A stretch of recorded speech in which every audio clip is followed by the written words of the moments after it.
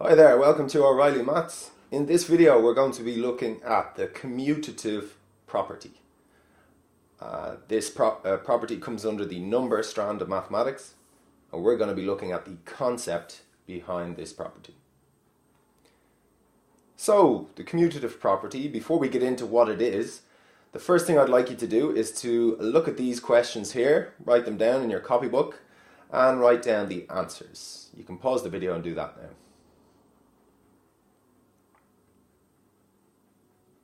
Okay, so the answers you should have got, and you can use a calculator or you can do these mentally, are as follows. Now, what I'd like you to do now is to look at the answers on the left-hand side here and the questions and compare them to the questions and the answers on the right-hand side. And I want you to see, do your answers tell you anything about the various operations?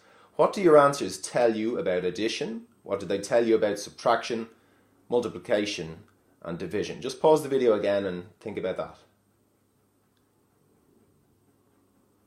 Okay, well, what you should notice is that 4 plus 2 is 6 and 2 plus 4 is 6.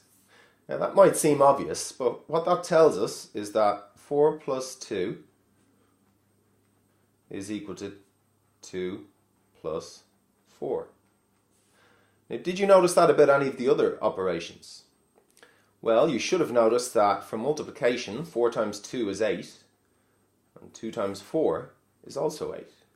So we can say that 4 times 2 is equal to 2 times 4. And that is what the commutative property is. Any operation that is the same answer forwards as it is backwards is said to be commutative. So you can see from here that addition and multiplication are commutative. If we look at the subtraction, 4 minus 2 is not equal to, there's our not equal to sign, it's just an equal sign with a line through it. 4 minus 2 is not equal to 2 minus 4. Subtraction is not commutative. And likewise with division, 4 divided by 2 is not equal to 2 divided by 4. So there you have it. In summary, what I'd like you to learn is the following. Addition is commutative, multiplication is commutative, division is not, and subtraction is not. And all that means is that addition is the same forwards as it is backwards. 2 plus 3 is the same as 3 plus 2. And multiplication is also commutative. In other words, 4 times 8 is the same as 8 times 4.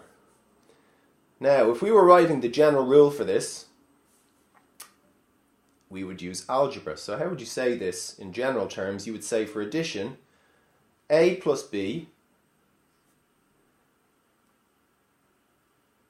is equal to B plus A, where A and B can be any numbers.